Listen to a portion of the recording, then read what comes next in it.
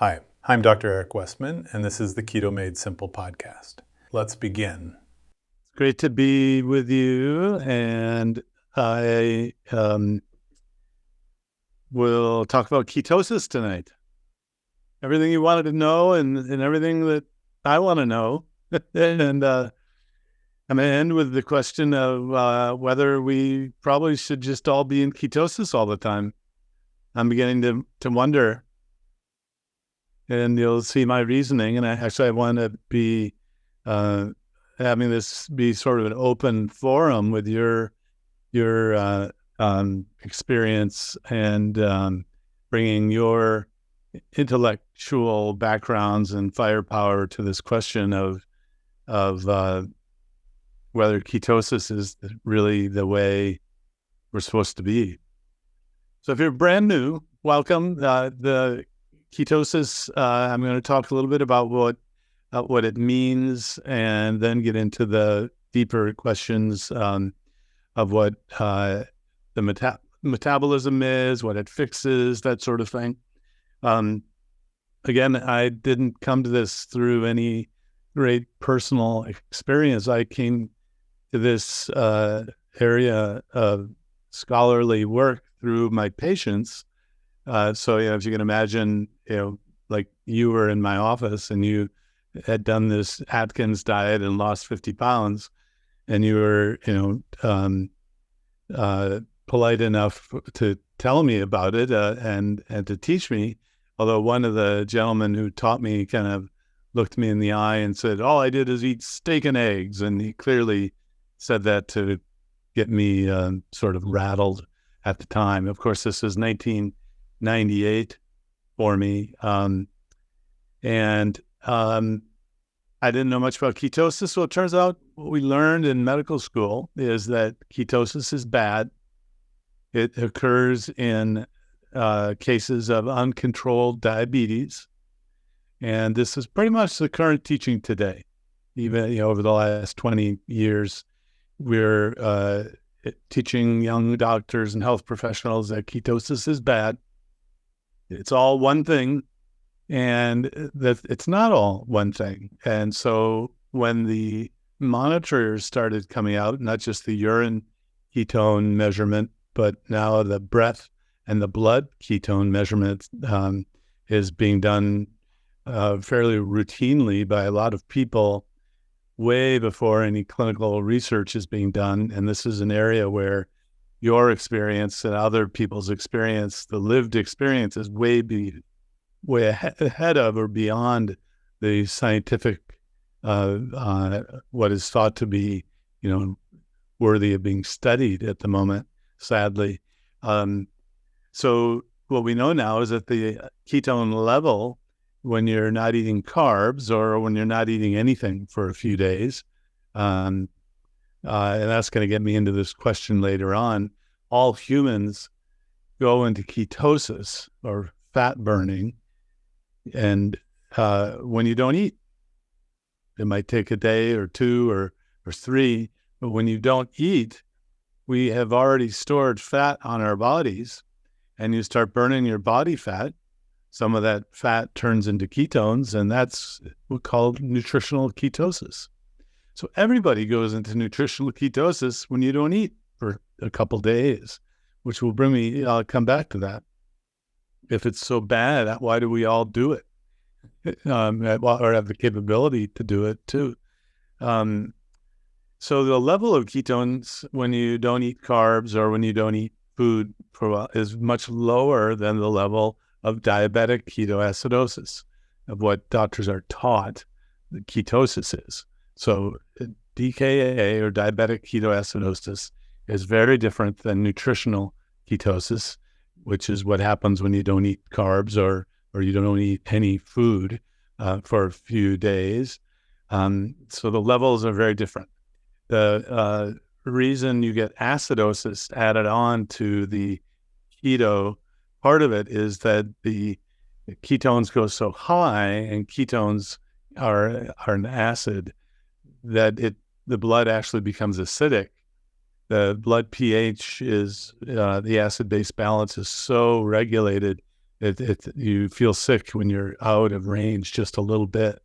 So there is no acidosis in nutritional ketosis. Oh, right. The name is not nutritional ketoacidosis. It's nutritional ketosis. There's no acidosis. So that's the major difference between what we're teaching doctors and nurses in medical education and the reality of what happens to you when you don't eat carbs. It's a very different thing. You're not sick. And even if you had diabetes, it's fascinating. If you have diabetes, you might even have elevated ketone levels, but if you're getting insulin in some way, you're not going to get that acidosis. So, and yet you might have ketone levels. And I've had some doctors be befuddled because someone has an elevated glucose and an elevated ketone level because they're using a keto diet. And it's okay. It's just another fuel. And it doesn't get to a level of acidosis unless you either don't eat and don't take insulin, or you're sick for some other reason and your insulin requirement is out of whack and you don't give enough insulin. So injecting actually insulin. So please don't worry about diabetic ketoacidosis when you're not eating carbs. It's a very different thing. So ketosis itself is really just fat burning. As I mentioned, once your body starts burning its stored energy, and we store energy really as fat and a very small amount of sugar being stored. And a way to think about that is we have a teaspoon of sugar in our blood at any given moment. We have a cup of sugar, so 48 teaspoons of sugar in the form of glycogen in our body stores. And that's about 2,000 calories, or a day's supply of glycogen. And then fat, we can have a year's supply or 2 years supply of fat on our body. It's really kind of unlimited as a storage form of energy. So the body draws upon its own fat store under certain circumstances, a total fasting, not eating at all. And then also, if you're not eating carbohydrates, your body will revert to that ketosis, body fat burning first, and your hunger goes down, you eat less, you lose extra body fat if you have that on your body, but then you get to an equilibrium where what you eat is what you burn, and you store a little bit and burn a little bit. You get into this balance. So really a fat burning situation, when you're eating food that allows you to burn fat, will at some point normalize or have your body be at an equilibrium of fat storage and fat burning, and then the amount you consume will all be pretty much, for me now, after 20 years, I don't really think too much about how much food I eat, because I mainly eat zero carb foods with some vegetables here and there. So that's another, if you're just starting this and you're looking at the food list, it's not a requirement to have all those different things on there. You choose what you like from there. At first, we do recommend the 2 cups of leafy greens and 1 cup of a non-starchy vegetable to kind of meet the guidelines that other experts have about fiber and other nutrients. But I don't enforce that in my clinic. So if you ended up coming to me, eating eggs and other sources of animal protein and fats, I don't really hammer on or enforce that you have to have the leafy greens and the vegetables every day. For example, if you hated those things and you're getting excellent nutrition otherwise, I don't think it's an absolute must, even though at first we teach that you should be under or in that range to get started. A lot of reasons. There's a transition going on, and we want to make that transition as seamless as possible. But so we have basically a very limited amount of sugar in our body and an ability to store sugar. And if you have a little bit of extra sugar and you can't burn it off through exercise, or some people, it was thought years ago, and I think it's probably true, some people are able to kind of rev up their metabolism and burn off the extra energy without storing it. I think I have a brother who is able to do that. So even within the same family, there's some people are just naturally energetic and run around and can burn off any extra energy, and others can't. So if you have extra sugar going around, extra energy, your body is going to turn that sugar into fat. And a lot of that happens in the liver. A lot of that happens in the fat cell itself, which gives this all this confusion when it's really not all that confusing. That you have extra energy going around and it's in the form of sugar, and the sugar store is full, somehow it has to become fat. I mean, that's just logical. And so this can be done in the liver. This is where now you get fatty liver, not because of the fat in the food, but it's because of the carbohydrate being turned into the fat. And it's fascinating. I was reading today some summary articles about fatty liver, and there's still that old idea that, the saturated fat in the food will become the fat in the liver. And I think that's true under some circumstances, but it's not the garden variety person who's over consuming carbs in our real world today. So it's a kind of artificial research and situation that's inappropriately applied to today. So the other thing about carbohydrate eating and the insulin rise after eating carbohydrates that has to do with ketosis is that a very small rise in insulin turns off ketones. And if you have if you've been in the medical world, you may have treated people in the hospital with diabetes and diabetic ketoacidosis. And what happens is you put people on an insulin drip into the vein, insulin, someone who's in diabetic ketoacidosis, and you watch the blood sugars and the ketones come down, and you don't want to do it too fast, but you are actually suppressing the ketone production by that insulin in the vein, or IV in the ICU, intensive care setting. But it also happens when you eat carbs just every day.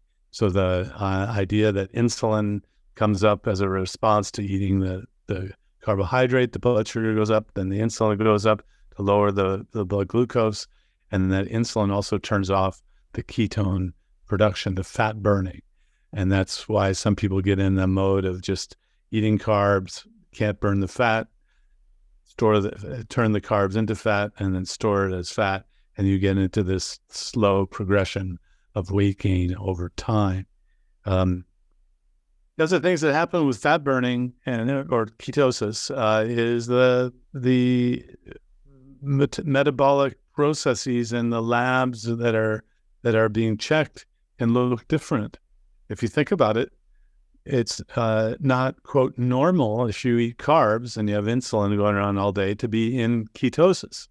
So if you get a lab value from LabCorp or some other laboratory, you're going to be outside the normal range if you have ketones in the blood, even though it's normal for you.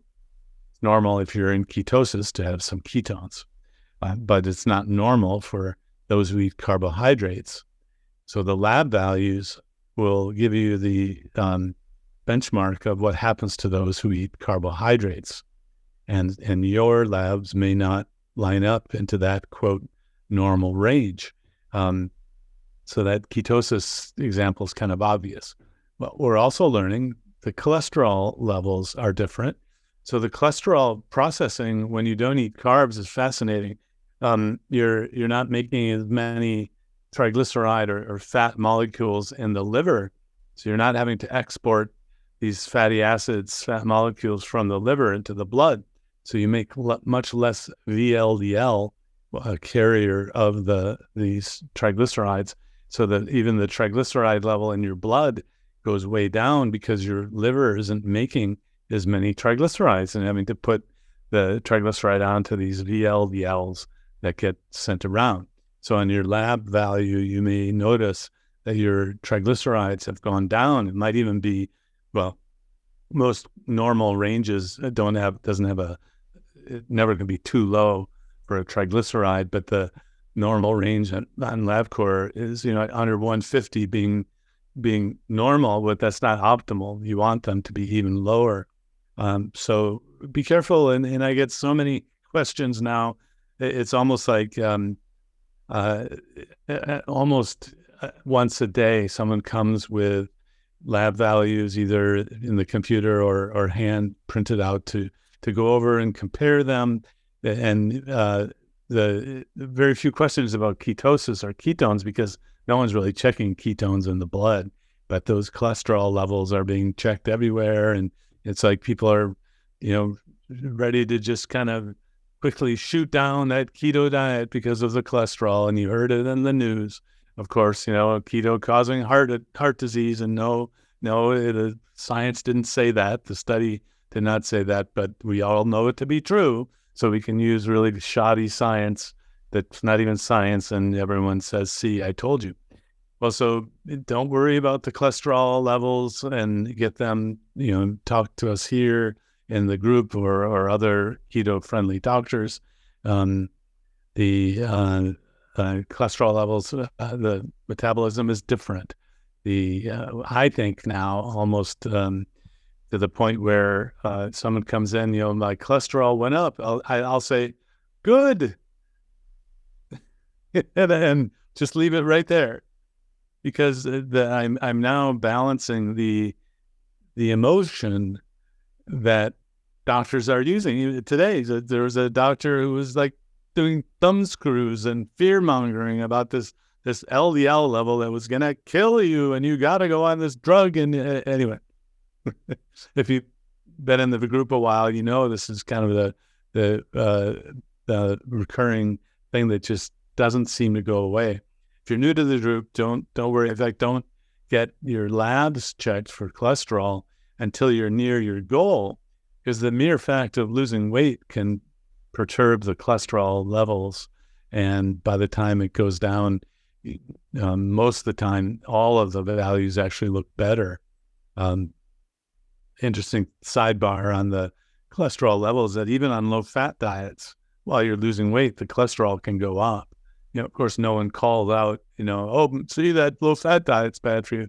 So that was published in our first randomized trial paper back in 2004, where we monitored people on a low-fat diet, low-calorie, low-fat, and a low-carb diet, and monitor people for 6 months. And it was one of the first randomized trials of its kind. And then it got replicated all over. So ketosis just means fat burning. The lab values may look different. Don't get, the other one that we're very interested in learning more about is the hemoglobin A1C. This is a marker of a 3-month marker of blood sugar, and it's kind of now being used as the shortcut to diagnosing diabetes.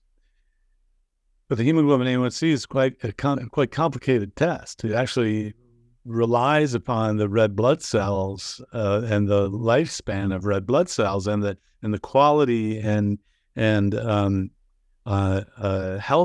health of the red blood cells. If you have a problem called sickle cell anemia or thalassemia, red blood cells aren't normal, and the hemoglobin A1C test is inaccurate totally. So we're now seeing some people with even a zero carb diet, like a carnivore type diet, have A1C levels that you would expect. That's called pre-diabetes. And then the blood sugar levels aren't as high as you expect them to be if someone was a carb eater with that same hemoglobin A1C level. So again, the hemoglobin A1C and the diagnosis of diabetes and all these other health conditions is being done under the conditions of eating carbohydrates. And you don't want to falsely use those benchmarks to compare yourself to. Now, there's some things like the blood sodium, for example, that is tightly controlled under any nutritional circumstance that I can tell. But things like cholesterol, which is a metabolism that can change. Dave Feldman, if you haven't started following Dave Feldman at thecholesterolcode.com, he's the one who personally has a high LDL level, started talking to other people about it, started a Facebook group, and now has a study following people with elevated LDLs getting actually sent to LA for one of the highest level quality CT angiograms. It's not the CT score, calcium score. It's a test where you can actually see inside the artery.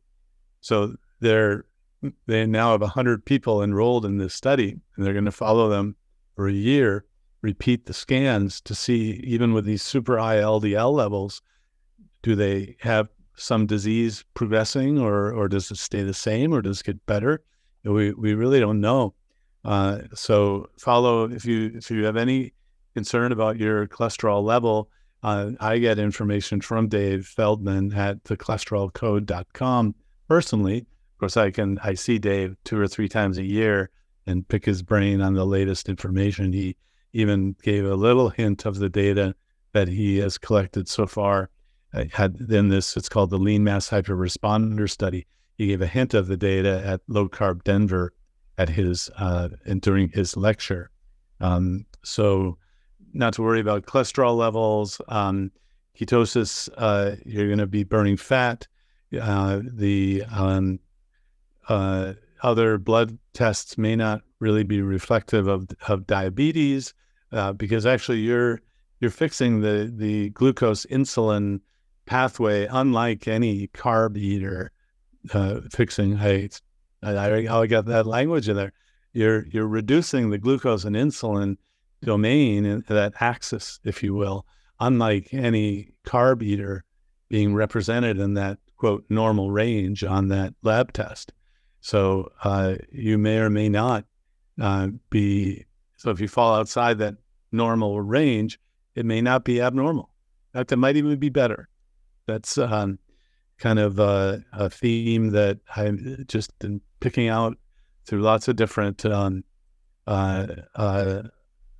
snippets of information that, in fact, it seems now to me that these artificial guardrails of you can't go beyond an LDL of blank was one of the reasons why this area had never been studied.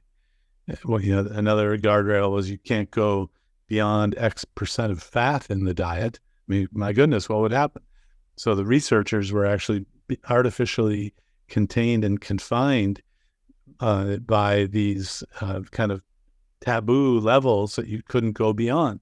Very interesting. And that's why the grassroots, you all doing this, finding that it works and with monitoring if needed, are really pushing the limit of knowledge.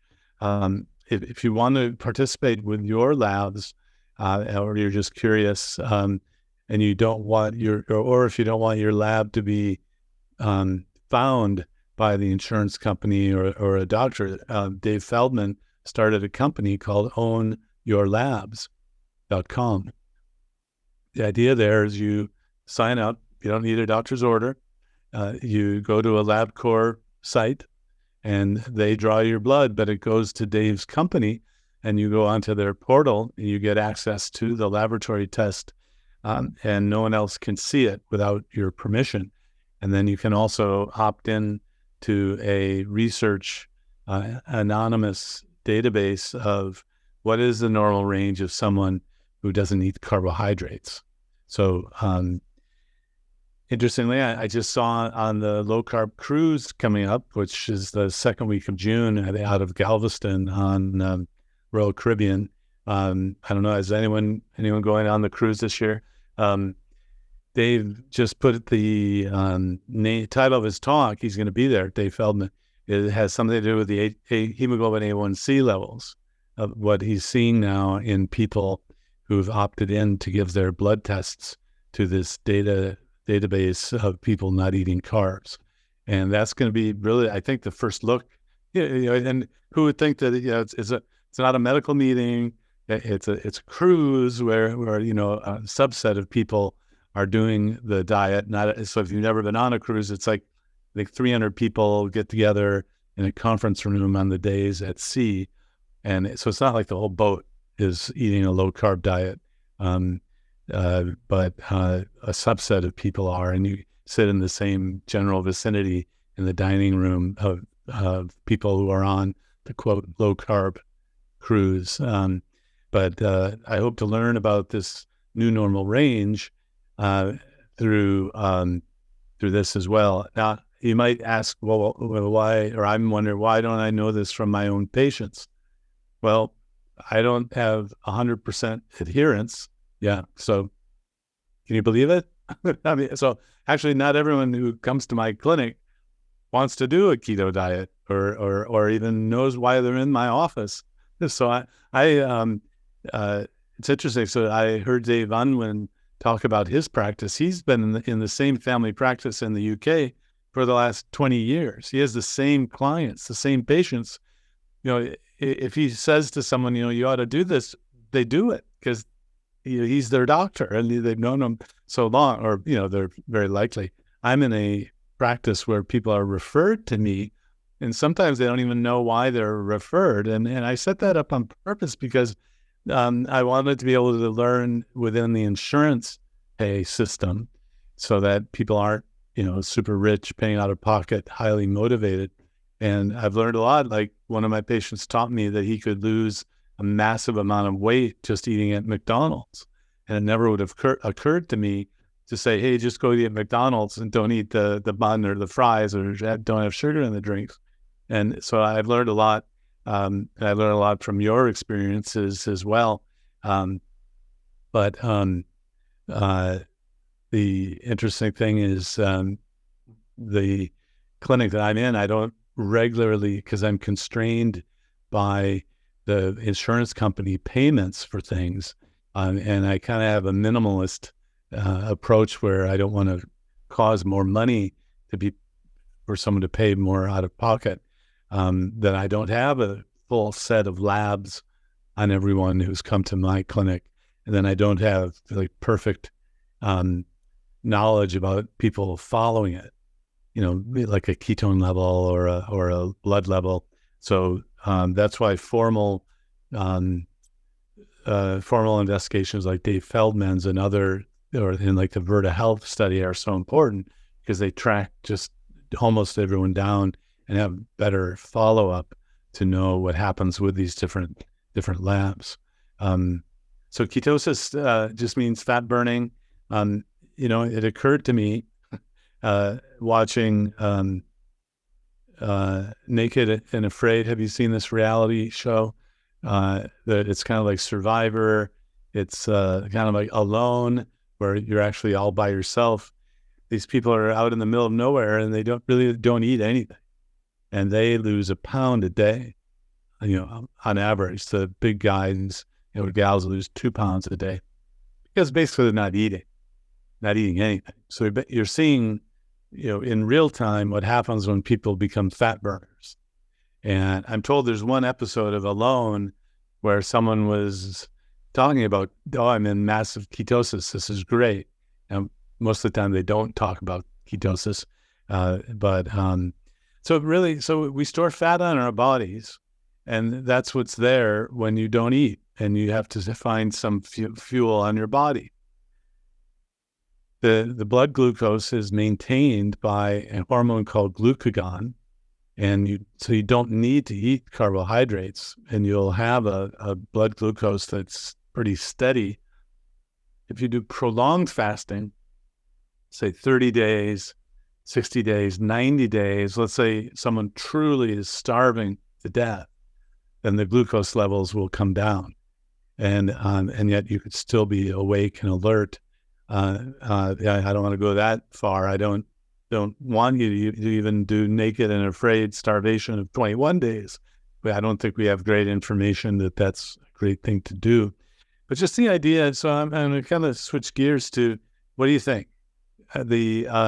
A computer, if you make a human makes a computer. If it's low on energy, what happens on mine anyway is it goes, pops up. Do you want to go into safe mode? Do you want to go into low energy mode? Your energy is low, hook it up to energy, or do you want to go in safe mode? And, I say, sure, let's go into safe mode. So ketosis, burning the fat off your body, is basically like safe mode on your computer. It's an efficient way to use the stored fat that you already have.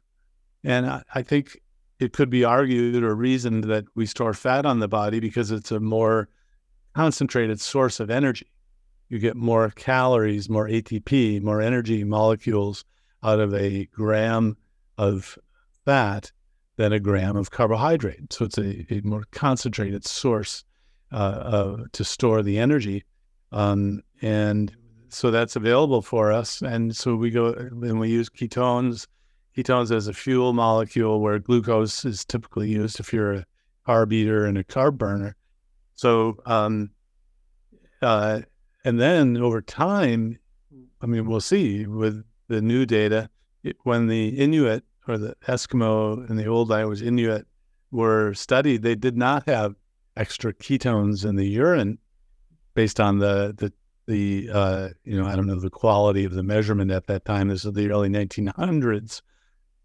So it could be that over time you adapt so that there are no ketones in the urine, which would make sense because it's an energy molecule, and that if you're conserving all of your energy, that first ketosis that you see in the urine will probably go away, kind of like you don't normally see glucose in the urine. It's only when the elevation of blood glucose is 180, pretty high, diabetic range. So I guess my question is, poke holes or help me think this through. I'd like to sort of develop this theme that everyone goes into ketosis when you don't eat for 2 days. Really, everyone. So the first thing we could do is first prove that, although it's kind of like proving the sun's going to come up tomorrow. It's very, very likely, although there's no randomized trial for that, the sun coming up. But so everyone goes into ketosis. How can that be bad for you? So what system would be created to and this is called face validity. It's not an experiment. It's just, or common sense, as some people would say it, that what system would be developed or evolved that when you didn't have food around, you'd basically self-destruct and go into ketosis, which is harmful, and you would just wither away. No, a system that would survive long-term or be designed by a human would turn the organism or the computer into a more efficient machine and draw upon its own energy, and this wouldn't be harmful. In fact, if anything, it'd probably be less harmful because you're not getting the daily vitamins and minerals and energy. So is ketosis really what we should be in all the time? And this is just flipping everything over. I had to be sure scientifically that it was okay for humans not to eat carbs. And that was one of the first things that I made sure there were multiple experts and good data in humans to show that there is no need for humans to eat carbohydrates.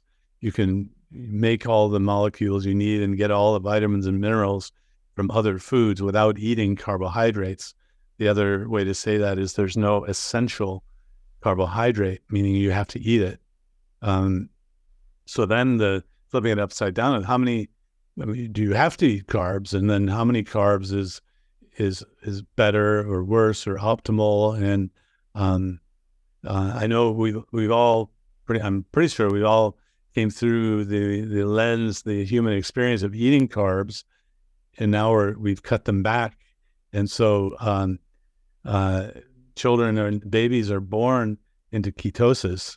They're not eating carbs; they're actually in ketosis, and it's the consumption of carbs that block the ketosis. So although I at the low-carb Denver meeting, and I encourage you to come to these meetings. I had a side conversation with the lead speaker who basically got up and went and broke this rock so it had a knife-like surface on it, and said this was the event that changed human history because humans were able then to eat meat and cut through it. Anyway, a very, very great speaker. And I connected him briefly with a nurse practitioner who was actually measuring her own breast milk as she was nursing her child. And you can actually send away your breast milk to a lab at UCLA for a small fee, and they calculate all of the different components.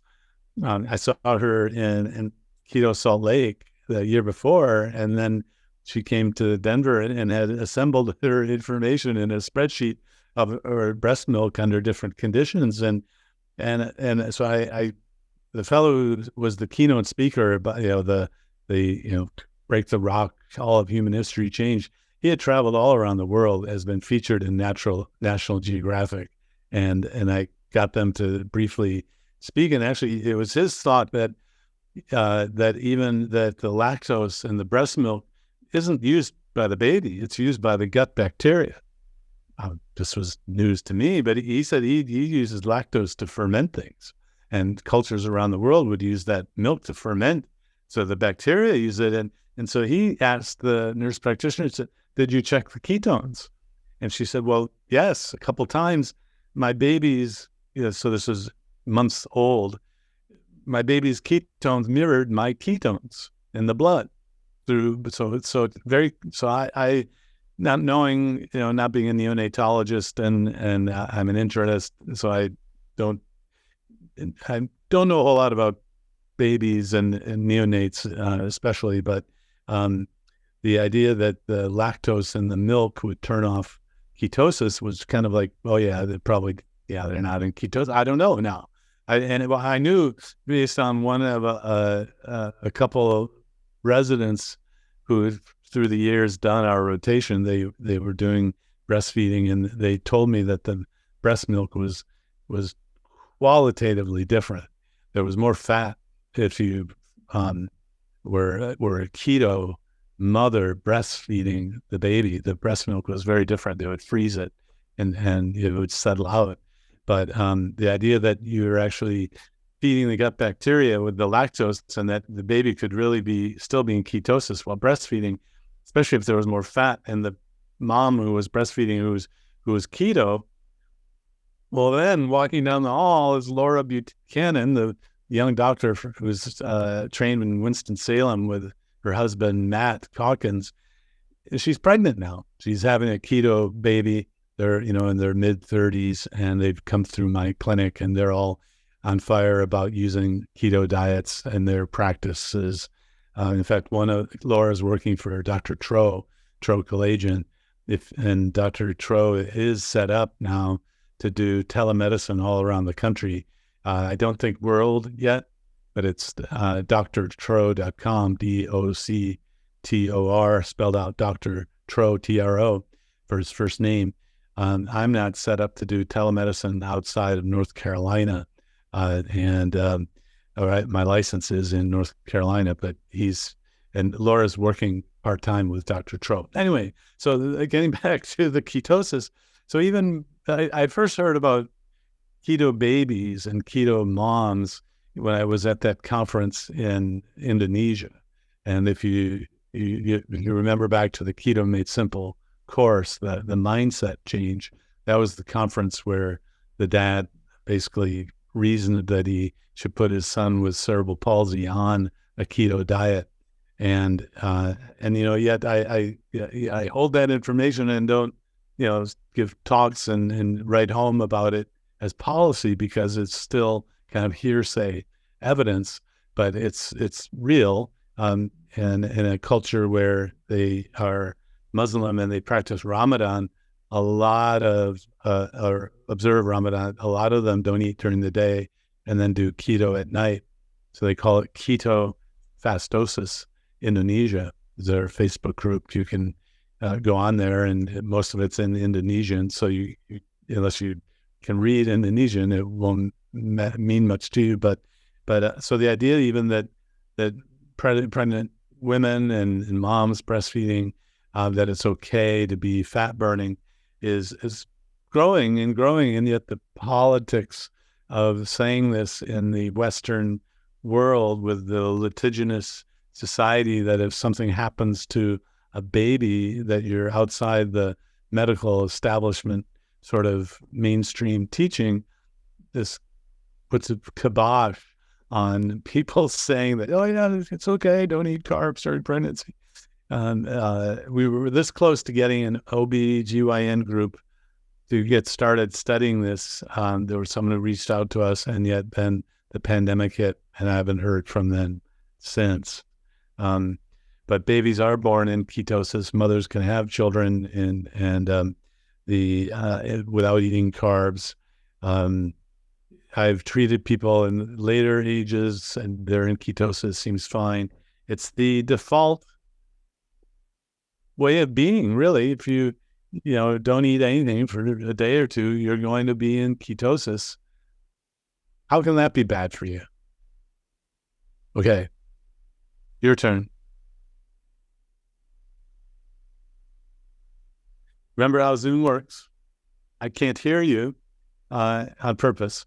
You have to unmute or raise your hand, and you'll bubble up to the top here. And I have you on the Brady Bunch view, so most of you don't have your cameras on. And I see Denise. Denise, please, what's on your mind? What do you think? Yeah, I've been using my Keto breath reader for the last couple of years, actually. And when I was actually putting on weight last year, it was reading at a 3 level, saying I was burning both carbs and keto and fat burning. Now that I've been doing the challenge and, getting onto this program, and I was part of the second cohort, getting back into 20 grams and less, following the program very closely. I still get a reading that I'm burning carb and fat in the mornings when I get up. And then by evening or late afternoon even, I'm high in fat burning again. So I've gone, I'll go from a 3 to 5, which is kind of the highest number they read. So I was just kind of like, I think I'm okay, because I end up in the high levels in each day. So I'm doing something right. Do you ever measure the blood sugar too? No. Okay. So I wonder if what might explain that is that the blood sugar can go up in the morning. It's called the dawn phenomenon, meaning that it's on the early morning. And that's the growth hormone and cortisol hormones going up, making the blood glucose going up. And then the ketones go down in the morning. So it could be that you're burning carbs because of the dawn phenomenon in the morning, just a little bit. And then most people tell me their ketone levels are higher in the evening anyway. So and the problem with all these measurements, though, is it doesn't really tell you the throughput of how much you're burning and how many ketones are being generated and then being burnt. It kind of just gives you the level of the dam at a certain range. The water coming into the dam in the spring, when there's a lot of water, basically you open the sluice gates so that the level stays the same, so that ketone level can go up and down, and it doesn't really reflect the whole picture. Same with glucose, but so what do you think? I mean, are you thinking you're doing something weird or something natural? Oh, something natural. I mean, the whole weighing and testing and stuff like that, I did initially on the on the internet keto website from the, when I was learning, but now it's just, like I'm a bit still addicted to measuring every day my breath keto. So, but yeah, like I'm feeling it's taken me, till now from January 2nd to start not craving stuff. And I still have a little bit of a problem overeating in the evenings, because I don't often eat till 3 and 4 in the afternoon anyway. So then it just goes on. Well, so for 9 out of 10 or 9.5, so 95% of the time, when you become a fat burner, the hunger goes down automatically and you start eating less. And that's when you start losing your body fat. Your body fat starts giving up some of its energy. It's not automatic. And, I'm kind of just saying maybe 1 in 50 people. And of course, many of them end up in my office. So there can be always some other thing going on, like the Flonase nasal spray this time of year, where there's pollen in our area. A lot of people will be put on sprays or be on shots, or there might be some other inflammatory process going on to complicate things. But generally speaking, I think fat burning is good for all of these things. Did you have any medical issue, metabolic thing that had to be addressed? Well, I had reflux. And that cleared up my first bout and I was way over. I lost 70 pounds first round. Great. Quickly. And you've mentioned that in other talks about like too quickly, I think. So I started gaining back weight. And I also, the reflux was the worst, but just like 70 pounds. And last year I gained another 20. I gained 20 back. It just kind of stressful time. You had some carbs. So, yeah. Starting to eat too much fruit. So if someone has weight gain and it's not because of eating carbs, then I have to think harder. Usually it's that quick explanation. Yeah. Well, what's fascinating. Go ahead. Yeah. No, I realized I was starting to, like eat to satisfy the stress and stuff I was going through. So, yeah. We know the heartburn, it's almost 100%. Heartburn going away, getting people off those medicines. Any GI problem pretty much goes away. And that's another source of measurement today where people are being told the microbiome, the gut microbiome. Amy and I would always be like, no, not the microbiome again. You don't need probiotics. So, but in a program like this, since so much healing is done by taking away things, it's important as a practitioner to make sure that I'm sure that you're getting new things. Like that's why we talk about certain types of brisket in North Carolina. There's a certain brand of brisket that, oh my goodness, it's so good. You want to make sure you're bringing in new things because taking away the carbs does so much benefit to the GI stuff. So I take people off heartburn meds, irritable bowel meds, even some fatty liver it goes away. The ulcerative colitis and Crohn's, there's a signal there where some people get a lot better and no one really has assembled information about that. But the GI stuff, even the microbiome, it don't worry about taking probiotics and things like that. Taking away the carbs does so much that it's healing in so many different. Yeah. Well, it's kind of interesting because I took the cooking course. Oh, good. Yep. And so all of us, mainly to get more variety and tastier food into my diet. Good. Because I was kind of going carnivore, and I was just kind of going from steak to chicken, steak to chicken, steak to chicken. Well, and it's probably that's better than eating the standard American diet, the SAD diet. Yeah. But I really like Scott. So Scott Parker is the chef who worked in Michelin star restaurants for 20 years and put together End Your Carb Confusion, the cookbook.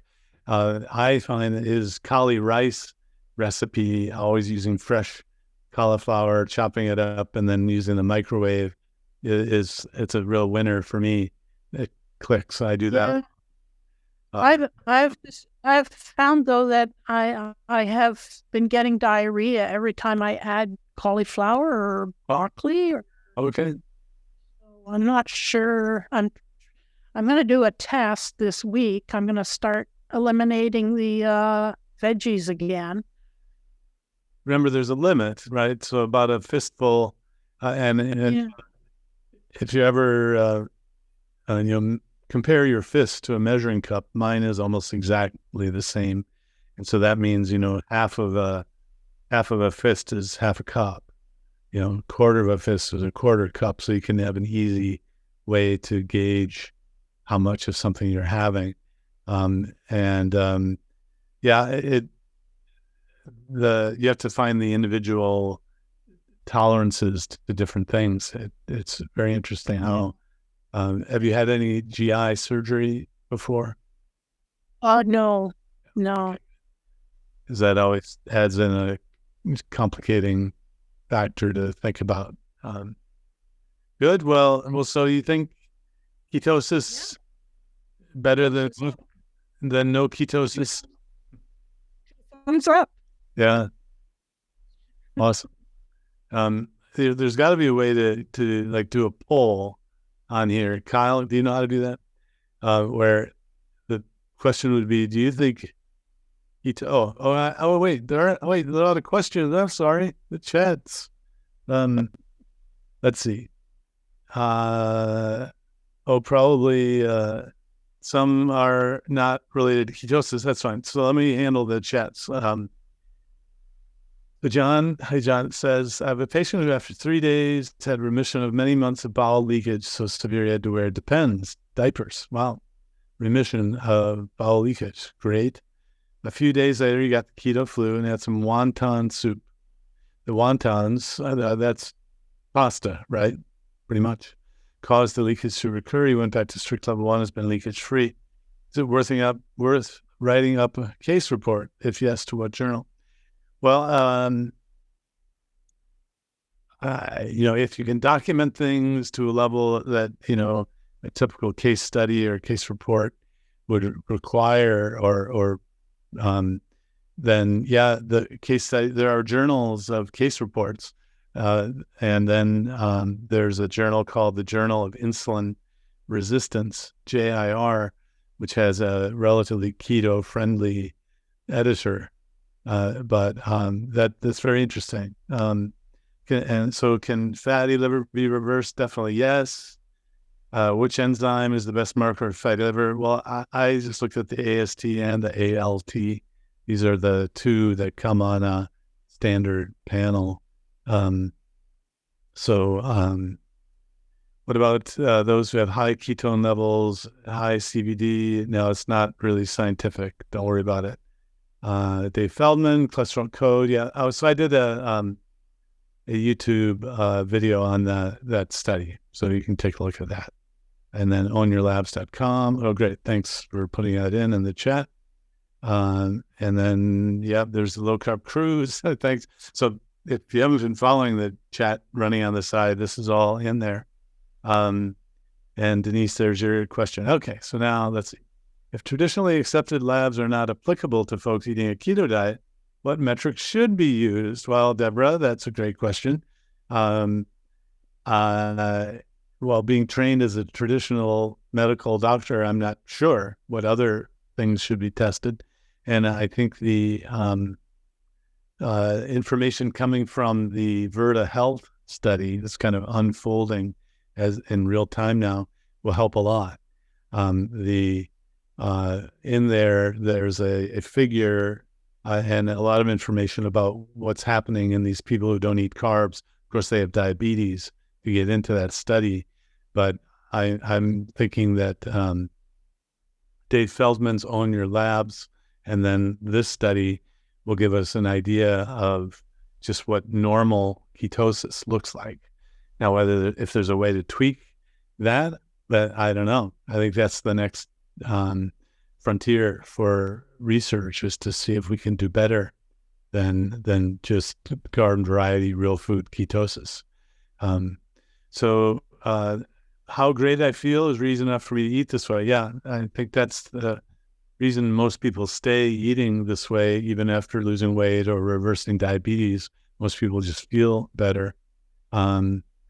So P calmly says, I'm not losing weight, but near my goal and not worried about it. I'm calmer, not hungry, sleep better, have sustained energy, look better at 71 years young. Fantastic. That's great. And I don't know if you saw the comment, Denise, that Jenny says, you're looking terrific. You're doing great. Michelle says, OMG, I started Flonase a month ago and haven't lost. Yeah, be careful about that Flonase. Most people will use Zyrtec or some pill instead of the Flonase. Or minimize, just use it as much as you really, minimize the much as you need. So John, the best brisket in my area, so North Carolina, is a company called City Barbecue. And of course, I learned early on not to say something like it's the best brisket because everyone's taste is different. So I'll usually say it, someone says, well, is it good? I'll say, well, it's low carb. But if you like it or not, that's a matter of your personal preference. So, but this brisket is moist and fatty and has that edge of spices that you don't even need a sauce. It's so whenever I'm in that part of town, I pick up a bunch of the brisket, and they have sausages there as well. I'm on Dupixent biologic shots every 2 weeks. Can that slow my weight loss? So Sue, I don't know much about Dupixent. I've become that doctor though that I said I would never become. That older doctor in training who said any drug can do anything.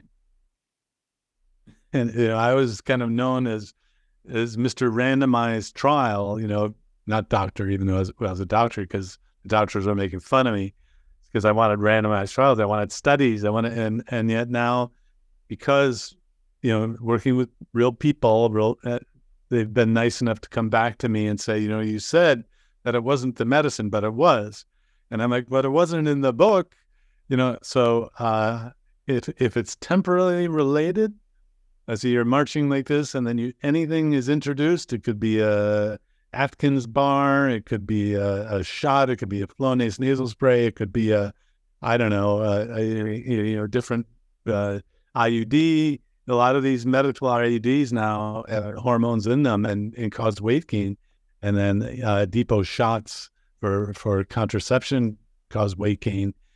So I don't know. It's very possible if you're still losing at the same clip, no worries. So Glenda says, I've heard the term fat adapted in relation to keto diets. Yeah, so that means you're fat burning, fat adapted. It's also known as fasting mimicking.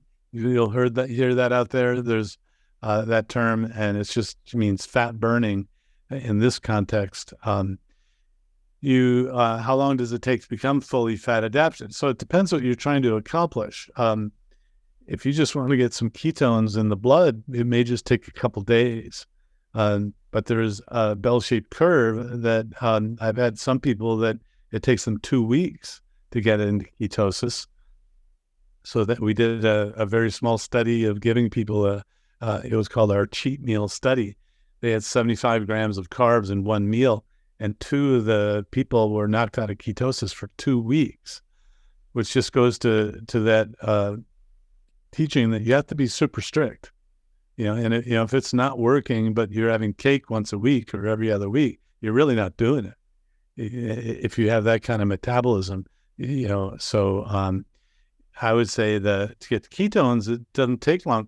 But in this movie called Serial Killers 2, it's CEREAL, not SER, like serial killers. It's serial killers, like cereal is killing you.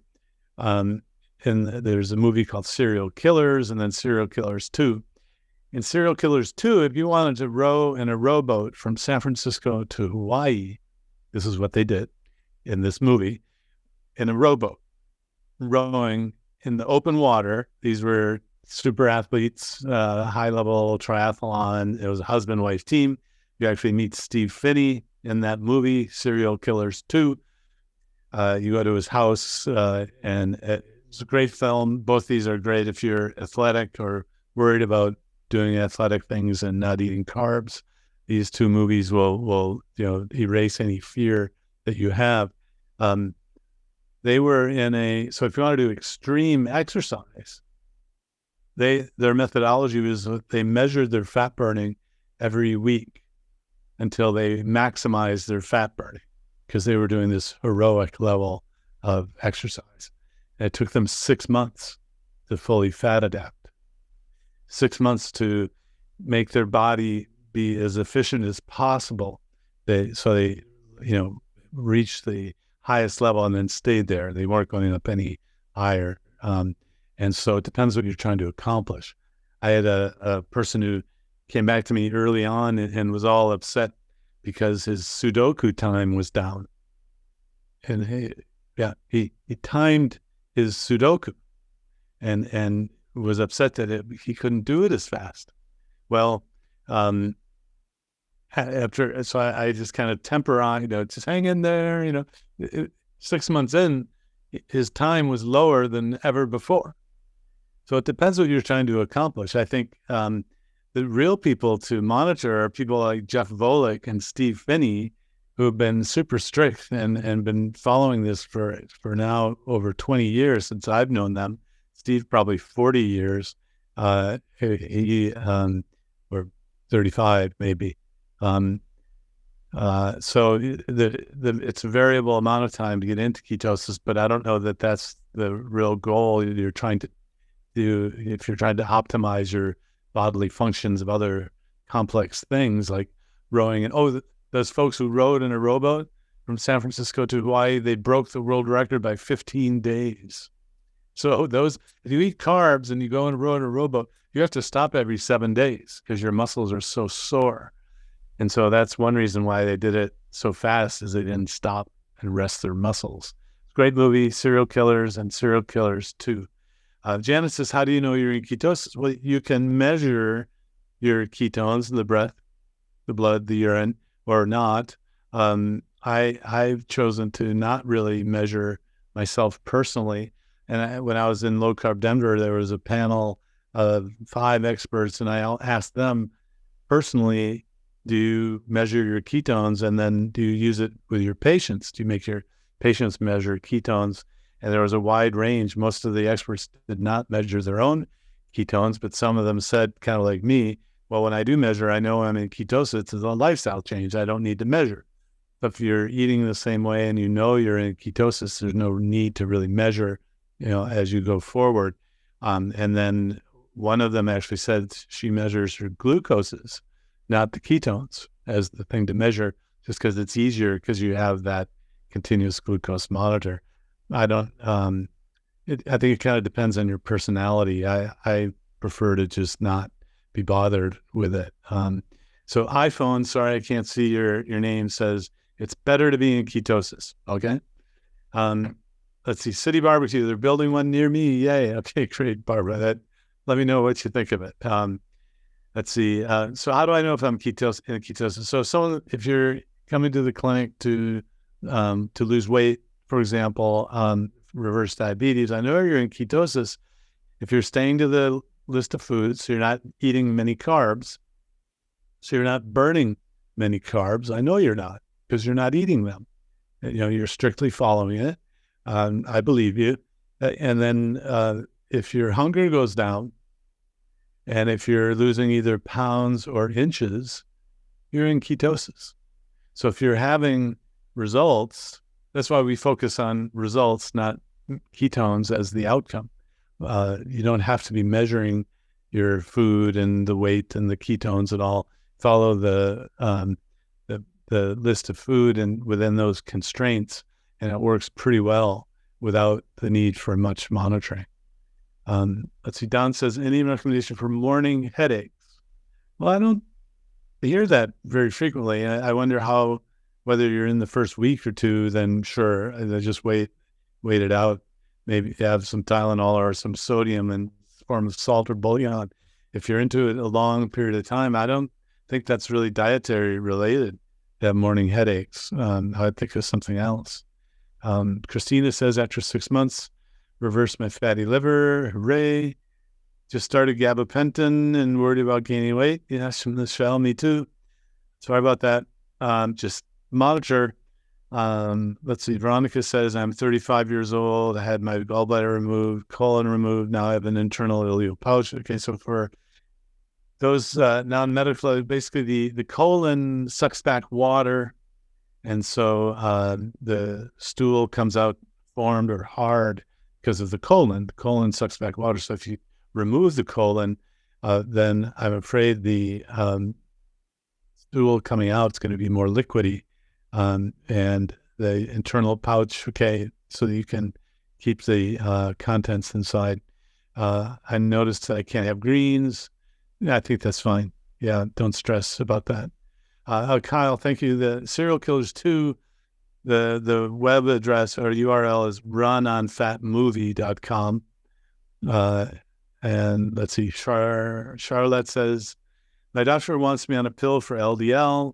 It's been over 300, been low carb, lost 50 pounds, still keep under 20 carbs, within 2 pounds at 124. I told the doctor no, she was not happy with me and sent me to a different doctor as my doctor. Okay, just had breath. Well, Charlie, she saved you. The doctor sent you a different doctor. That's great. You didn't have to fire your doctor. Some of my patients have to do that, or just agree to disagree is another way to say it, or just tell your doctor you're doing a Mediterranean diet, and then suddenly the LDL doesn't look so bad.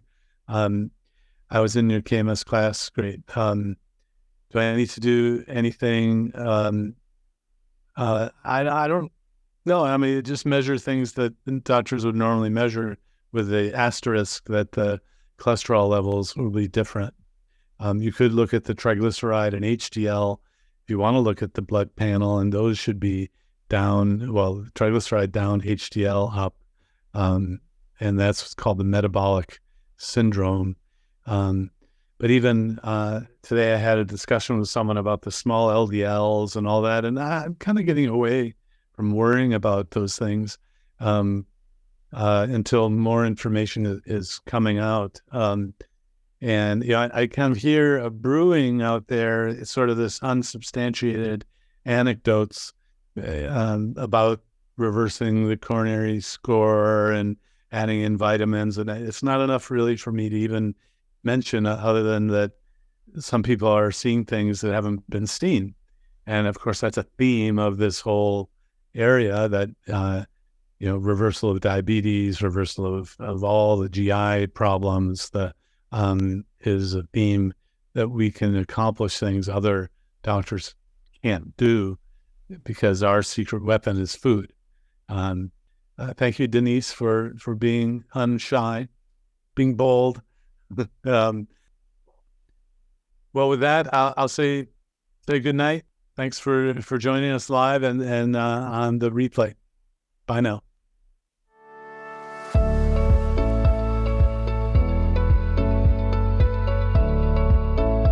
If you enjoyed this video, be sure to like, subscribe, and hit the notification bell, and check out adaptyourlifeacademy.com.